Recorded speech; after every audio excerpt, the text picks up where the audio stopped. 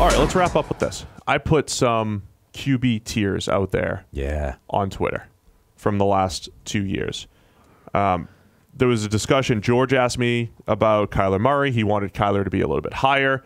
Somebody suggested we do a podcast about it, which I'm all for. We could do that down in Indy, have a little discussion where we are. Did you see my tiers? Yeah.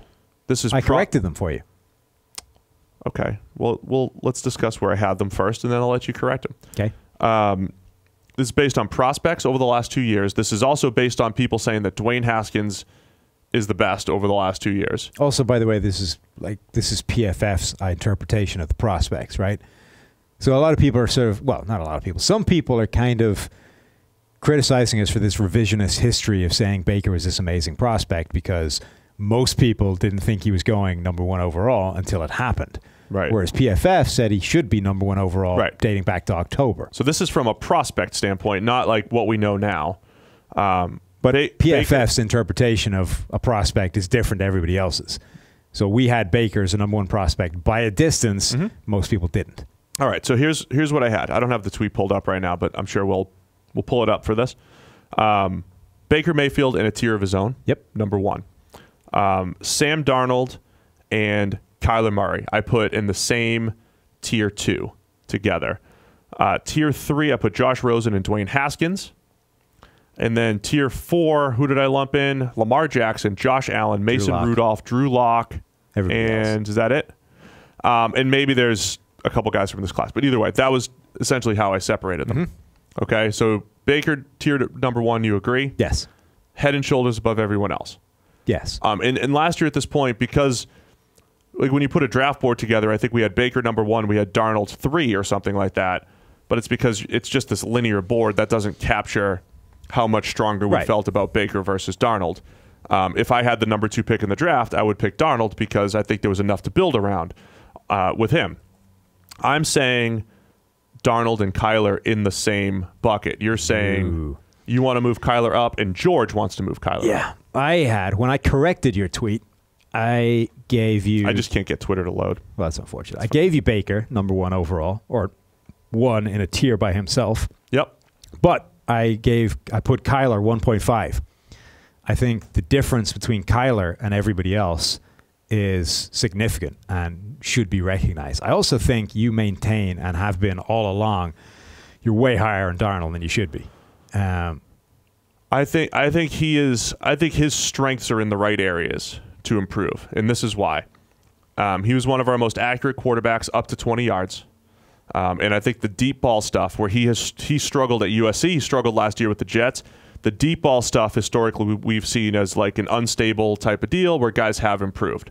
So part of my Darnold evaluation is banking on some of that improvement down the field, banking on him being really good at the 1 to 20 stuff.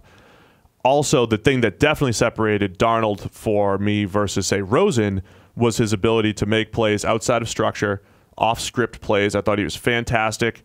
If he had to quickly evade pressure, throw on the run, get outside the pocket, Darnold had that fourth quarter magic that he had in college. So for me, it's a little bit of projection, and it's a little bit of maybe overweighing some of the things, the high-end stuff that I saw at USC. Yeah. That I definitely thought separated him from Rosen. George's point on Kyler was his rushing ability. I want to get George on the podcast to explain it more, but I'll say this. If we said the same exact thing about Kyler that we said about Lamar last year, which is like build an offense around his rushing ability, create open throws and all that fun stuff, you could do that with Kyler's rushing ability. Like if you built that same offense using his speed in the designed running game, you could build an offense, I think. Yeah. And then you look at the two guys as passers, and Kyler's in a whole different league compared to Lamar. Yeah, and I think he's in a different league compared with Darnold as well. I could maybe get on board with the idea of separating Darnold from the next people as well. Let me just finish up real quick. Darnold's also the two he played as a redshirt freshman and as a redshirt sophomore. He's still death with this laptop. He's still young as a starter. Okay, he's still young as a starter. I was at Elite 11 with both kids, with both Darnold and Kyler Murray. Mm-hmm. Kyler was making some spectacular plays that week as well. So they are the same age. But 1 year of production from Kyler is one thing, as great as it was. Yeah. that I have more hesitancy with him than someone else. If we had 2 years of 90-plus PFF grade play from Kyler, I'd feel much better about him. Yeah, I'm just saying, as a passer, we've seen, I think he's been better than Darnold. He's been every bit as accurate. He's been spectacular. His grade has been higher. You're right. It is only 1 year, but it's not like that's a negative as much as just a question mark. Yep. And you have the rushing ability. So if you were just talking about a statuesque pocket passer, I would say he's probably a better prospect than Darnold. Plus, he has that rushing ability that completely eclipses anything Darnold has to bring to the table as a bonus. So I think you have to separate Kyler Murray.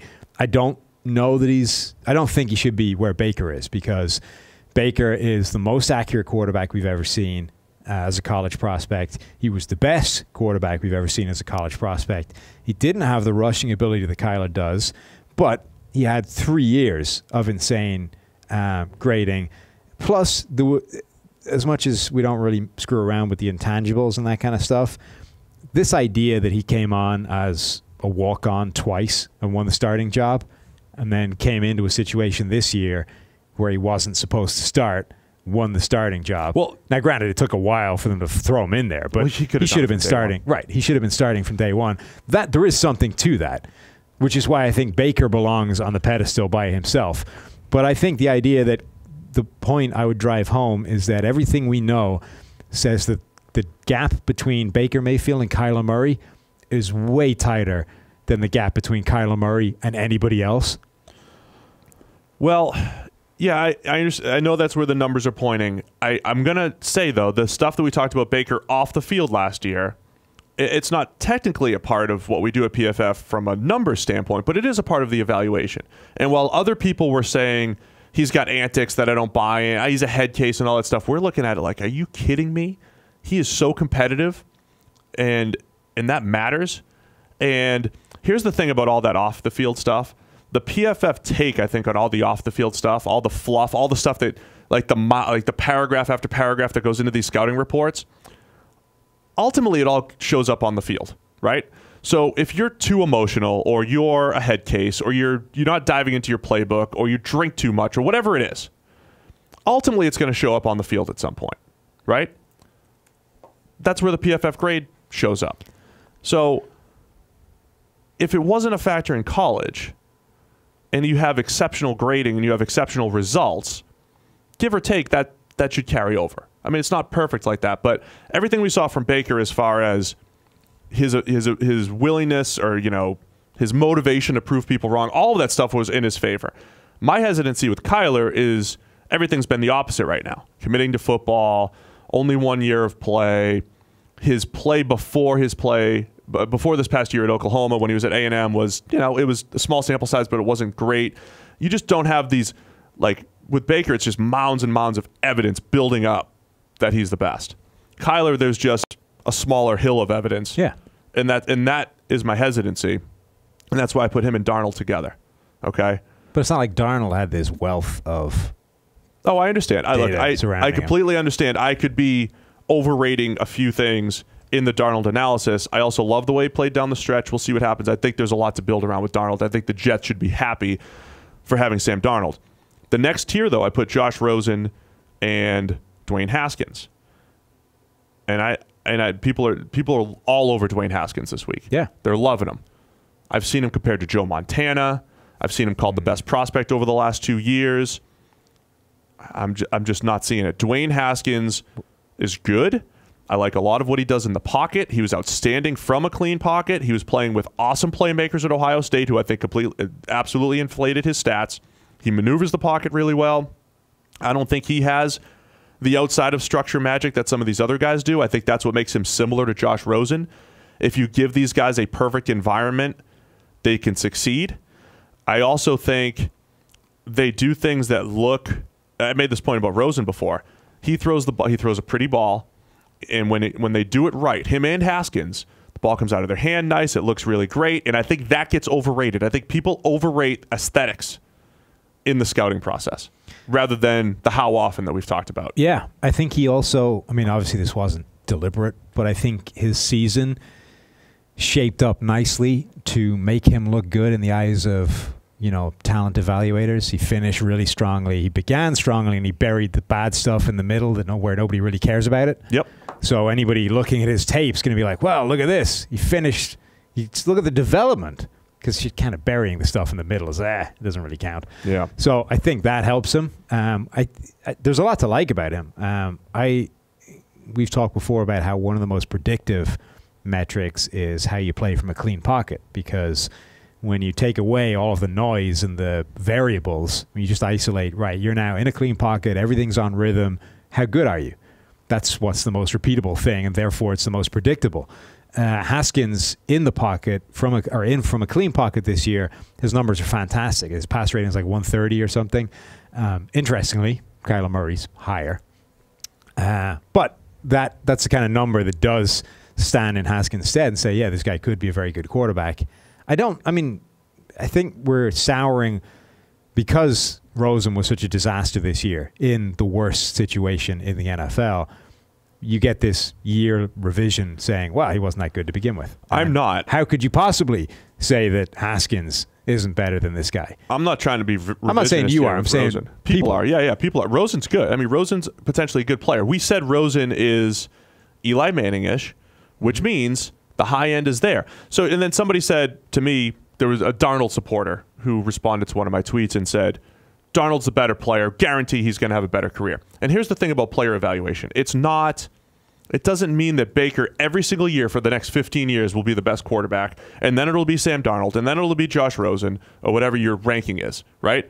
There might be 2 years out of the next 10 or whatever it is where Sam Darnold has a better grade and better numbers than Baker Mayfield. Yeah. Right? Also, anybody guaranteeing anything is an idiot. Well, yeah, of course. But, look at 2004, right? Those quarterbacks, Eli, Ben Roethlisberger, Rivers, that's an extreme example in that all three of them have some degree of Hall of Fame argument. Ooh, some degree. Yeah, they do. But you could go through their career. I haven't actually done this exercise, but you could go through their career, and I would imagine all three of them have multiple seasons where you would say that's the best one of the three.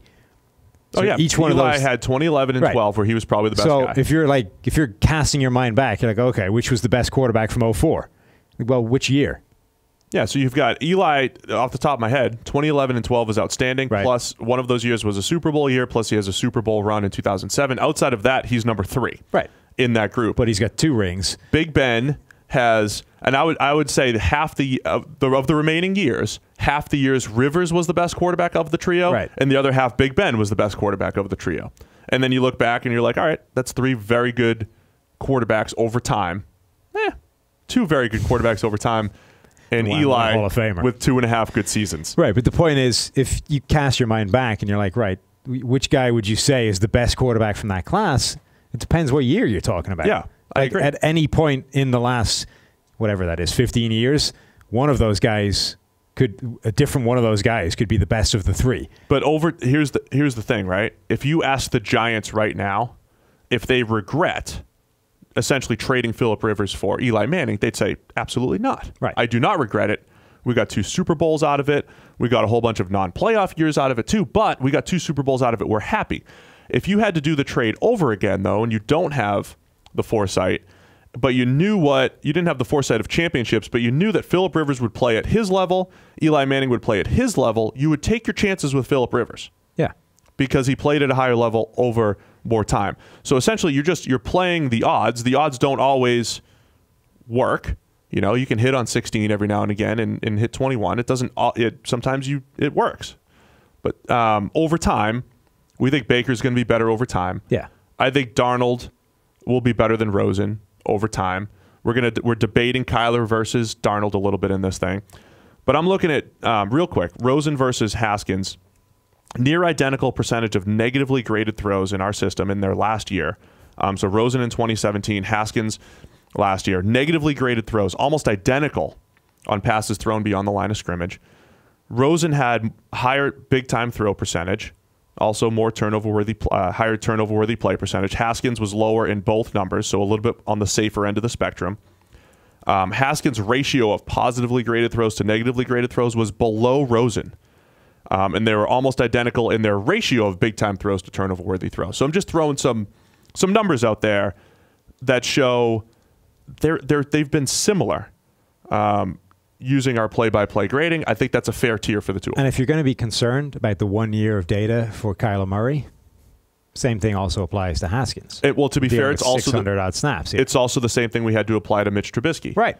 And we did there was a lot to like about Trubisky coming out. I think, again, as much as Bears fans think that we hated him this year, it was just he didn't play as well as the numbers showed. That's it. I don't think you'd give up on Trubisky at this point. But that's one of those things, I'm not saying you're doing this, but that's one of those things that people tend to apply selectively. Right. If I don't like a prospect, there's only 1 year of grading here, or there's only 1 year of tape. We got to be concerned about this guy. If I love a quarterback, it's, well, there's only 1 year. He could develop. Right. You flip it the other way. I remember I said I tried to use both for and against Trubisky in the past. Right. I mean, I'm just saying it needs to be universally applied here. Either it's a problem or it's not. And if it's a problem for Kyler, it's a problem for Haskins. And if it isn't a problem for Haskins, it's not a problem for Kyler. And I really want to write something on the site about this. I just need to gather my thoughts on it. But the idea that players just go like this, the idea that players just always get better, right? It just isn't true. It just doesn't happen, right? So it's not this linear, you're just going to get better every year. Imagine how good you're going to be in year 6. Yeah. And then in year 10. It's just, you don't always just get better. I mean, especially for quarterbacks where their job is so dependent on other things. Did your scheme change? Did your offensive line get better or worse? Did your receivers get better or worse? Like, you might be the same guy 1 year to the next, and you're going to look a lot worse. And so here's the thing about that.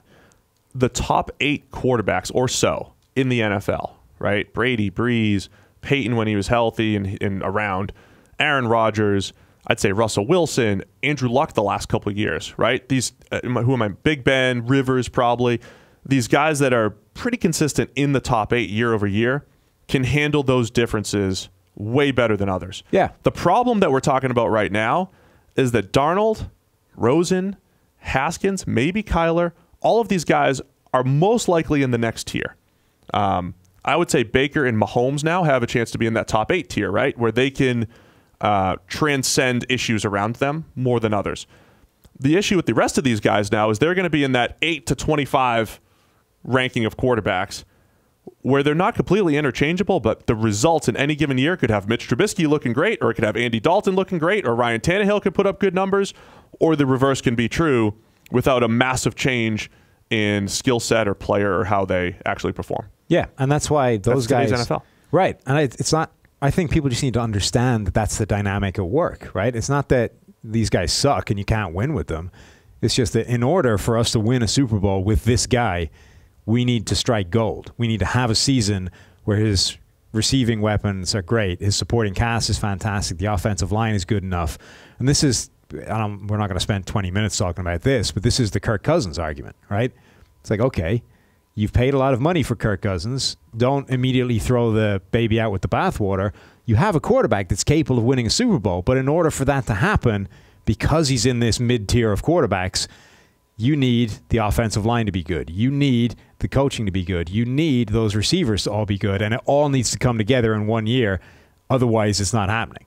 And just to explain what that bottom tier that I had, Lamar Jackson, Josh Allen, I put Mason Rudolph in there, and who was Drew Lock. Drew Lock.